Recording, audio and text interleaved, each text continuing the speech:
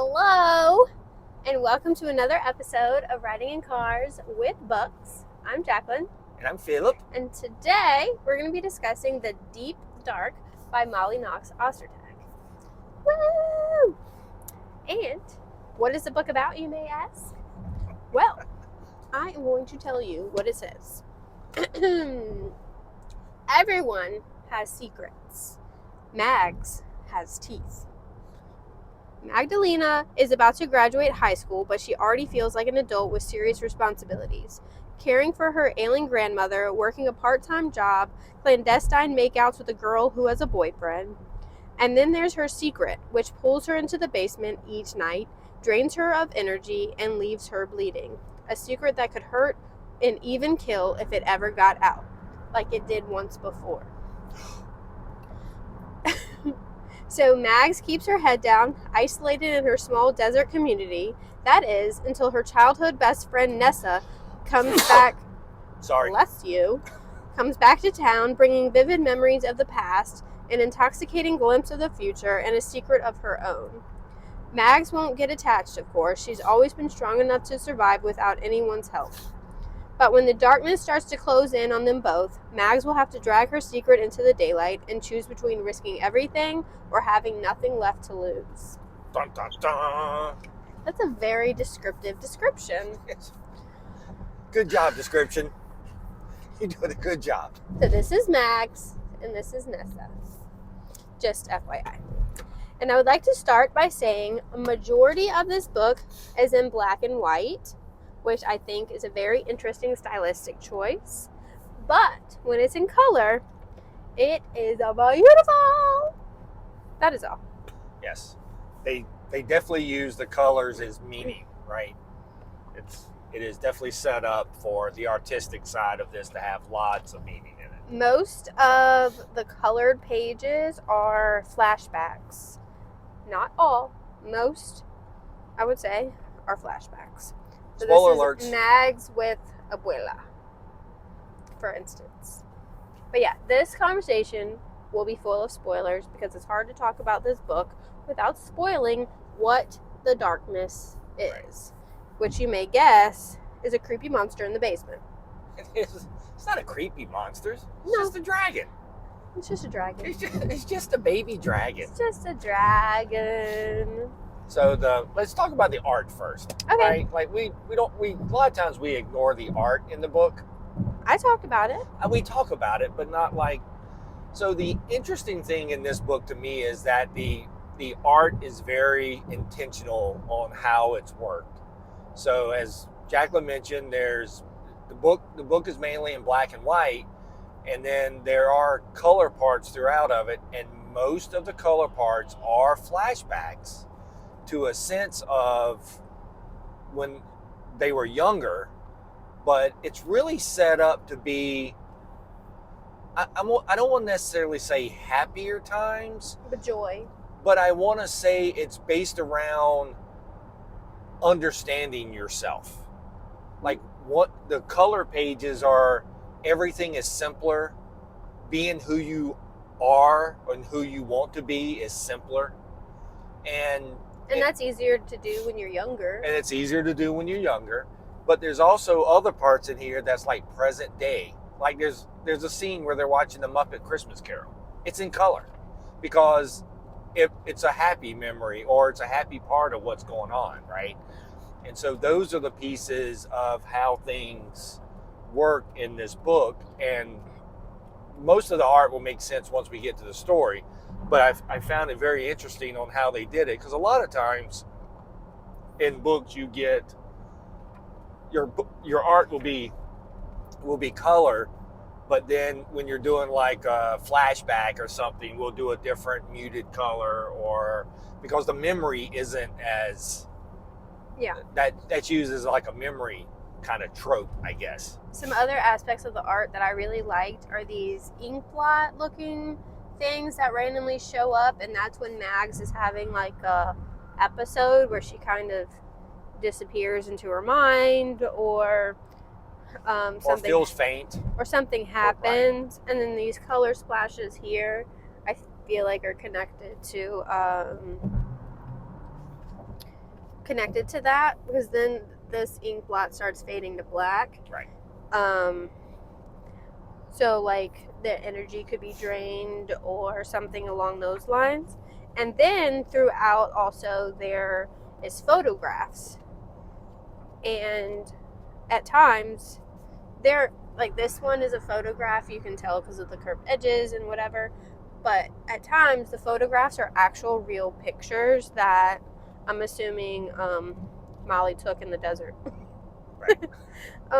Yeah, not of people, but yeah, you just passed the Muppet one. So the Muppets are in color here. Yeah. So they're currently watching the Muppet Christmas Carol, so it's in color. But yeah, I love the photographs being like actual real pictures most of the time, unless it was one of the characters was in it. And then flipping ahead, there was the scene where, hold on, I'm almost there.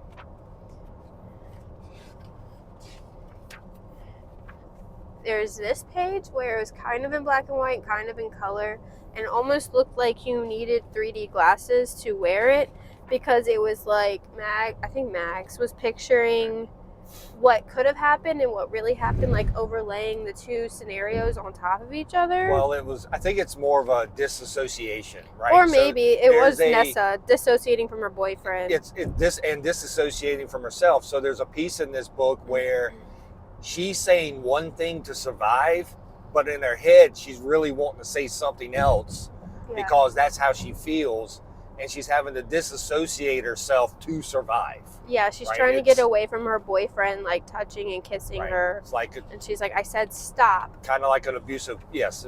It was a very abusive relationship. Right. So there was that piece that was in there. And once again, the art and the coloring played really well in this book. I promise we're going to get to what the book's about. But the art is so good. The art is so well done to help flesh out the story, which is once again why I love graphic novels, right? And graphic literature.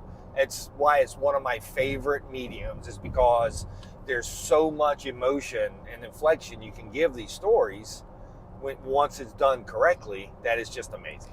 And then like when the dragon comes out, we're skipping ahead, but this is art related. When the dragon comes out and bites the character, the blood is in color and everything is still in black and white. And then when the character finally accepts, like, this is my life, it's almost like the sun's rising and they finally see how it's going to be. The book basically starts to convert itself into color. Right. It's like Pleasantville. And it's right. It's basically acceptance at this point, right? Yeah. I mean, then the end of the book is in full color, and it is so beautiful. Right. But anyway, all right. Now let's get back into the story. Would you like to start? You start. I'm driving. Okay. So Mags' secret is that they have a dragon attached to their soul, basically. Right. And it's like a blood-sucking dragon. They have to feed the dragon, and they can't disconnect because it's part of them. And it's a metaphor for trauma.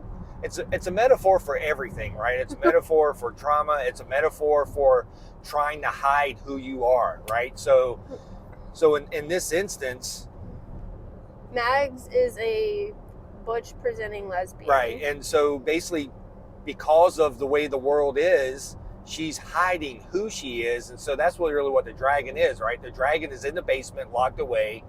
She feeds it when she can to keep it alive.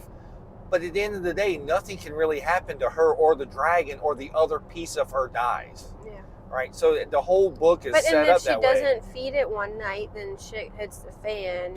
Right. So it's like a constant, like, I have to be there at a certain time every night. There's no break from it. Correct. And they have a distant relationship with their mother, because the mother's like, I can't deal with this. This is something your grandma had to deal with, or your uncle. And so the uncle plays a big part in the story as well. Because the uncle had left with, so the uncle was basically the same idea too. But the uncle dealt with his dragon. Right. But he left with his dragon. And so, I mean, once again, everyone wants you to hide your dragon, right? Because, hey, you hide your dragon and everything will be better for you. And you can't let people know that you have this dragon. Yep. Right? And I mean, there's other aspects of the story, and once again, there's going to be, when you read this book, you're going to take away from it, you're going to be able to associate parts of your life, right? This is a part of someone else's life and how they look at the dragon. Mm-hmm. You may not have these kind of issues, but any other kind of issue you have, you will understand, like there's things in my life that, at one time was hidden away or that you didn't really talk about because your family said that you can't really, you can't really be a part of that, or you can't really be into that, or things like that. And, it kind of embarrasses you and stuff. And so you have your dragon locked away in a basement until you find acceptance.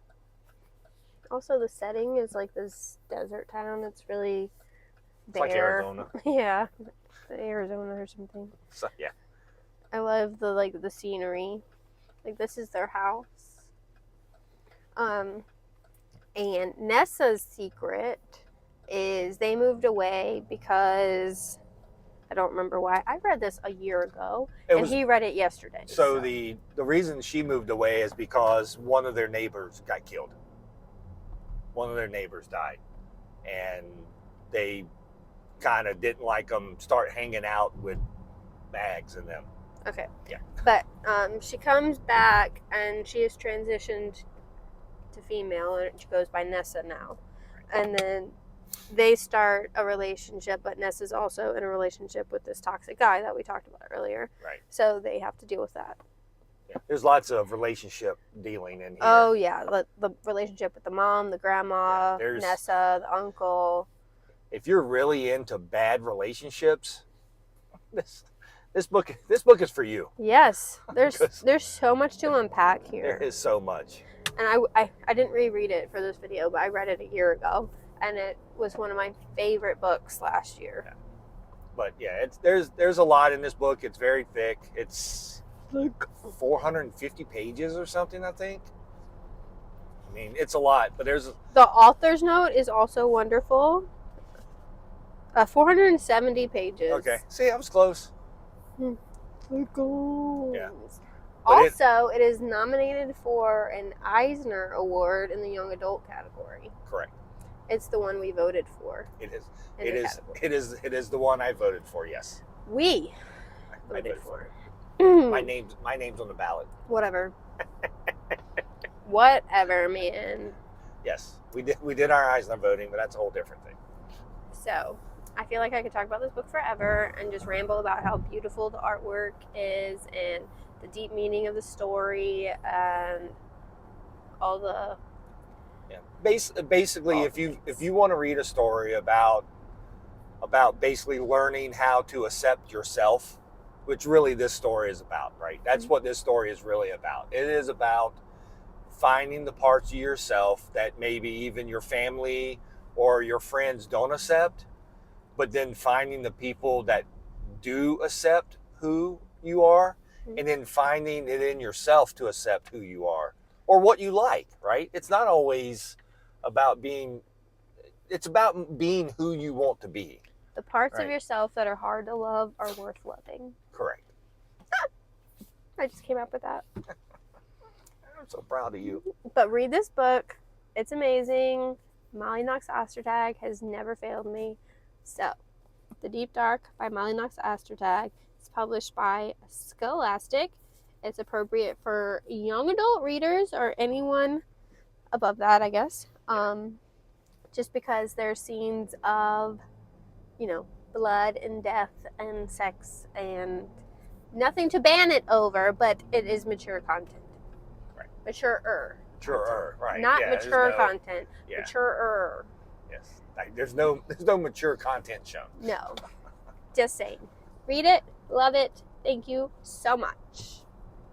That is all? Anything to add? Nope. That's it. Okay, that is all. We'll see you next time. Bye.